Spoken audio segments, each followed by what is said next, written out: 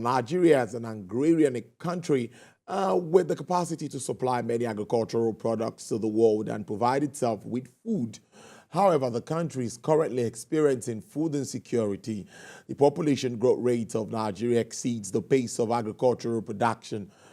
The industry has low labor productivity, which is coupled with high labor intensity production.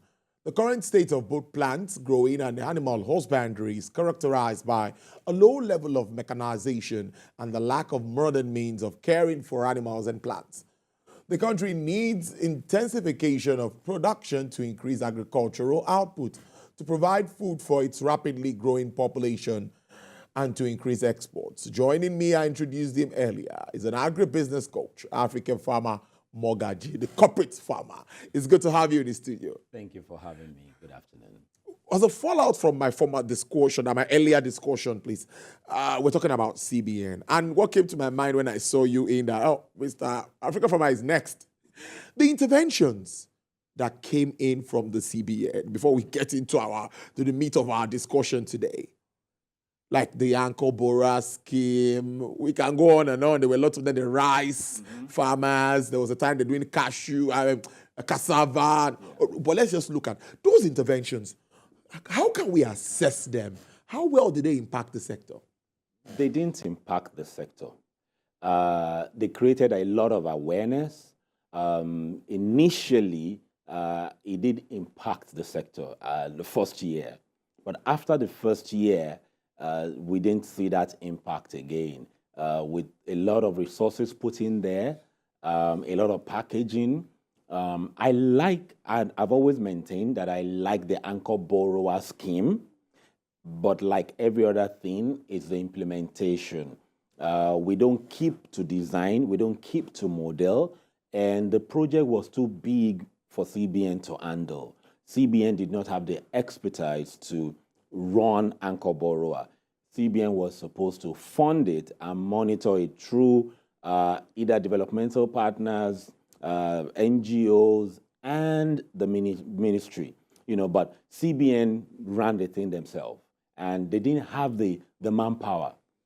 CBN staff dedicated to agriculture in each state is limited, but for me, it was a well thought through project by the CBN that ought to have revolutionized the sector, but the impact wasn't there across the board. When you look at the time, the resources, no. It's a no-no. Now, like they say, a new sheriff is in town. We have a new boss at the Ministry of Agriculture. And of course, appointments and all of that happening at the moment. How would you react generally first to what is happening and how things are being done in the early life of this administration? Well, personally, I have, or let me use the word, I had a lot of optimism. But right now, I'm concerned. I'm concerned because the government declared a state of emergency on food security, meaning the government accepts that things are not how it should be. So I would expect that the appointment should reflect a turnaround proposal. I would expect that, initially I expected that the federal minister should be an agri expert and the minister for state also. But however, when we got that, we also rationed that, okay, maybe a party loyalist would adhere to the programs and designs of the party to ensure that everything is done. So really, we need an administrator as a minister of agriculture. So once we have that, but the recent appointments on special advisors that hold key positions in agribusiness in the country don't have backgrounds. So when you have the two ministers who are not so versed in agri, and you are having the special advisors both at the president and the vice president, not experts, with local knowledge, then it gives a bit of concern. And already the price of food is really going off the roofs. Many businesses are crashing in the agri space, So bottom line is I'm deeply concerned for Nigeria's food security, because when you find people who don't have experience, not exposure, experience in agriculture, what happens is people will dump so many ideas, on the table. It will look good, but not practicable. So when food is already going up, if you really check, it's over 100%, within the last 2 years. So if there's a dire situation, I'm not seeing that correlation between what was declared and the consistency we're seeing in the president's communication backed up with the sector. So I'm deeply concerned, really deeply concerned. A ton of corn now is an average of 305,000 naira. So the livestock sector is gradually dying. If it continues like this, there may be a huge challenge come November. Now, I want to ask, many will tell you that special advisors, ministers are supposed to be administrators, and they could work with civil servants to actualize their dreams, their aims, and all of that. So what are you thinking also along that line, that they could have that energy to drive what is expected? Now, so we have experts in the civil service, but there are protocols in the civil service. Because of the protocols, the bureaucracies there, we need people in charge. The civil service is not mostly moving at a very fast pace. It's calm and cool and let's get the job done. But when you know what to do, if somebody brings an idea that does not fit into what you're trying to deliver, case in view, one of the former ministers during the last administration, I won't mention if it's state or federal, said in a business day event and said that I've spent the last 2.5 years learning about agriculture. I stood up and left the hall. Now, if that minister was just learning, it took 2.5 years to learn. And so they dumped a lot of beautiful ideas and he took it and they all tried to implement what is not practical. That is what is likely to be happening going forward. In another 30, 45 days, it will be very clear where we are going, because of the investments we are seeing in now. People are scared. People are in debt. The infrastructure is poor. So a lot of confidence comes in when farmers who have lost a lot of money due to policies and co.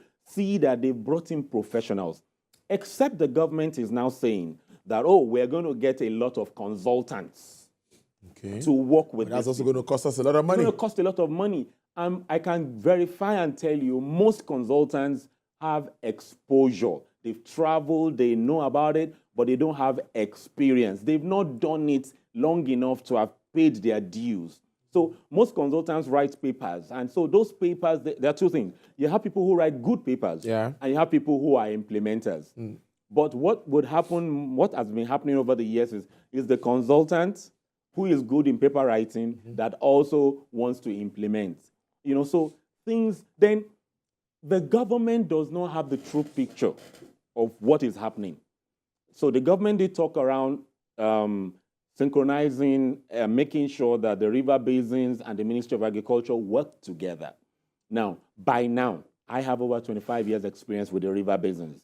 By now, they should be desilting the canals. A lot of activity ought to be happening with the river basins. They are not happening. What normally happens is around February, March, you now see interventions and support come to the farmers for irrigation. When the irrigation just remains 1 month. Irrigation starts from end of November. We're seeing same happening now. So the government needs people who understand these things and can advise.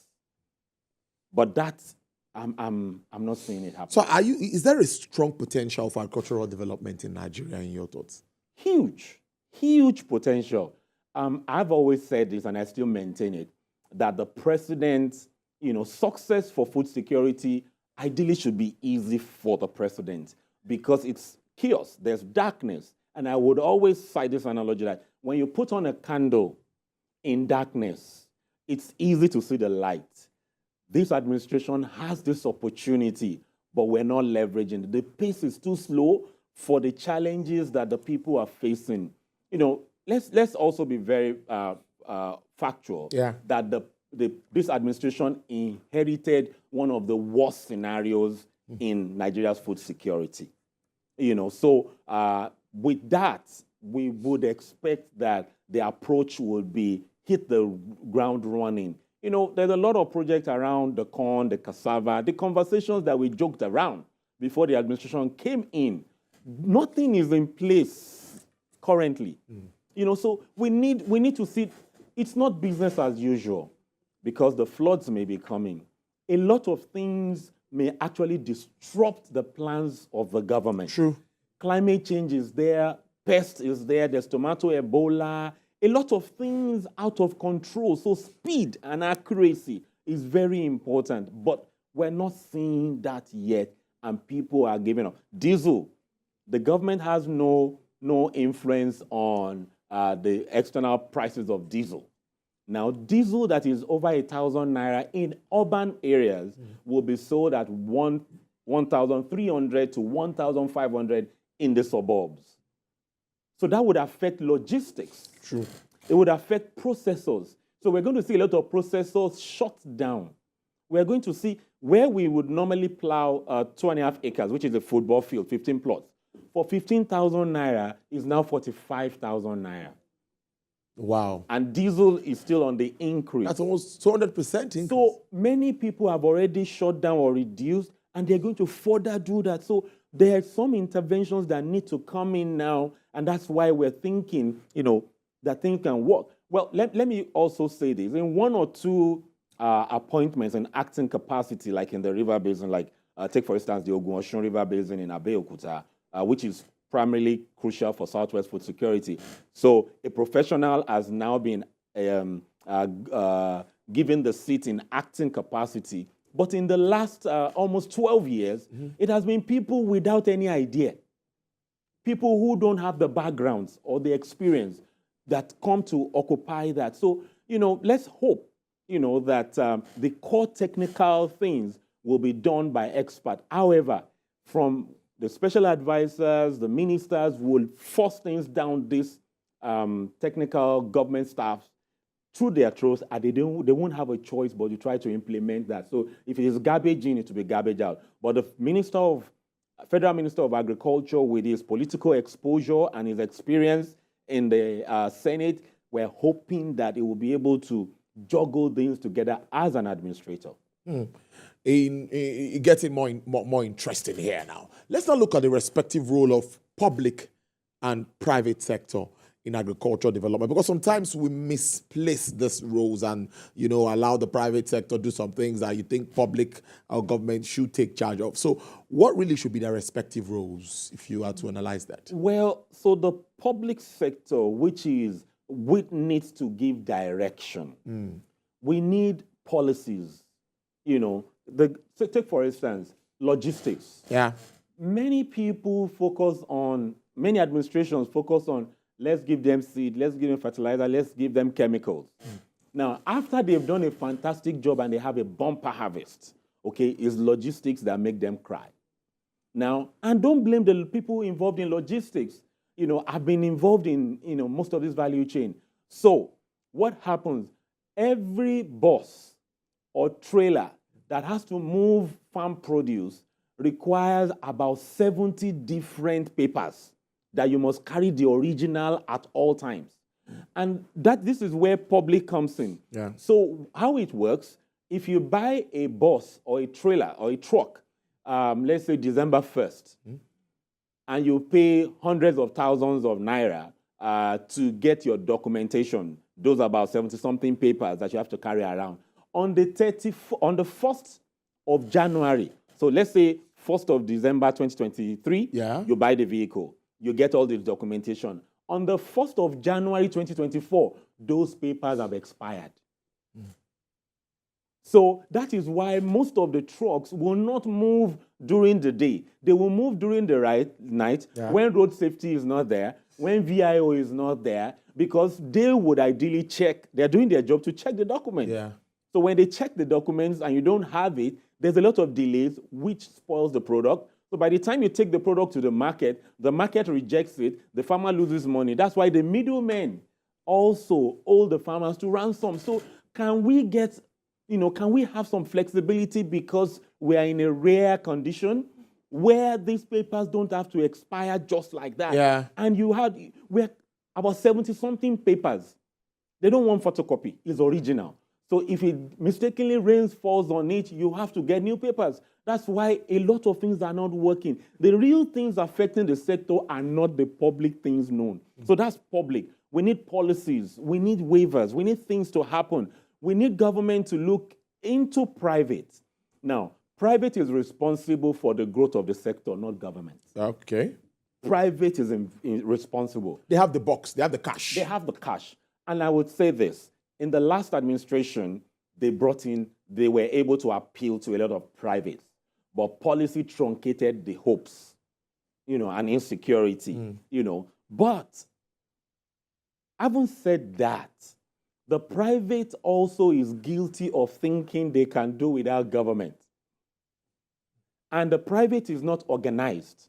Well, there's a Nigeria Agribusiness Group, which is supposed to be an umbrella body for the private sector. But you find a lot of private also want to do things alone. So we need that synergy to happen now and for government to begin to engage stakeholders. We're not seeing a lot of engagement currently. We're seeing engagement with some associations. I call it mushroom associations. Associations that a few people will just form the associations and engage government. So we need something robust. Government can't do that. They should give that to the private sector, maybe the Nigeria Agribusiness Group, to rally around, pull the people together, and speak with one voice. Currently, the government is trying to speak to associations individually. It won't work. So we have various associations, tomato, watermelon, cashew, groundnut, cotton. You can't talk to all of them individually. You need to put them together. Yes. And, so we're not talking, and most of these interventions also, we think private sector is not part of government. We're always talking about rural farmers.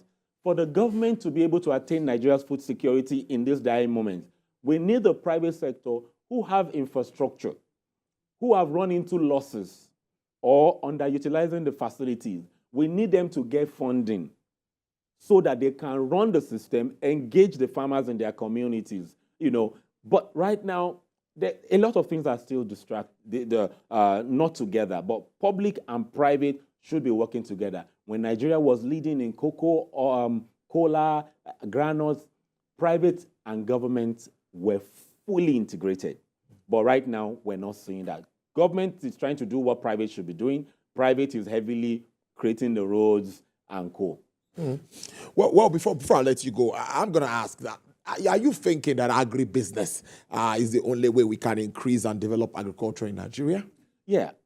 Going by agribusiness gives a broader perspective of the fact that there are many value chains that must be knitted together. Yeah. So agribusiness is the way to go. And agribusiness is a lot of science going into agriculture as against the conventional way of doing things. So agribusiness is the only way. And agribusiness there's also a challenge with agribusiness. We believe that rural farmers don't understand agribusiness. The rural farmers understand agribusiness. The private sector will invest, lose money, and move out. The rural farmers stay there and develop. They send their children to school, So bottom line is that we need to stop looking at the rural farmers as though they don't understand this business. When push comes to shove, they are constantly there. They may need some capacity development. Especially agribusiness is about increasing capacity, knowledge capacity, which nobody is talking about right now. Because you invest in agriculture now, you won't have the workers to do it. We need to be talking about mechanization, small equipment. No conversation around that. That is food security. That is agribusiness. But we talk it, we're not seeing that action happen now. And I'm hoping that this administration will really pay attention to this because they have the biggest opportunity to make a lot on a short period. And export. We focus on export, cashew, cola, cocoa. Meanwhile, vegetables. tete shoko, ewedu, the green vegetables. A lot of things that would give Nigeria a lot of cash flow in 30 days, less than 15 days. The planes can take these things out, put structures where planes can move. Airlines come 6 hours every day to Europe. You know, they want our goats, the local goats that we don't value. They want goat's milk in UAE. A lot of things they want from Nigeria. The export market is huge, but we're not paying attention. We're even thinking of edibles. No, the oil palm, the brooms as decoration. The best we do with the middle of palm trees is to create baskets. These are fashion ornaments. There's a lot to do. There are a lot of low-hanging fruit that the government and even private sector is not looking at. This is where we can generate a lot of export. They call something lofa. It's this local sponge. It's called organic sponge. It's used for Hajj in Israel. We need to pay attention to get that done now. It's growing everywhere. I always say this. When you see Ojota in Lagos, where that refuse, when it goes green, it's lofa that is growing there. It's export material, wasting in every village in this country. We are not taking advantage of our low-hanging fruit. We are focusing on what we don't have instead of leveraging on what we have. Interesting conversation. AfricanFarmer Mogaji, agribusiness coach. I must thank you so much for your contributions to the program. Highly commendable. Thank you. All right then.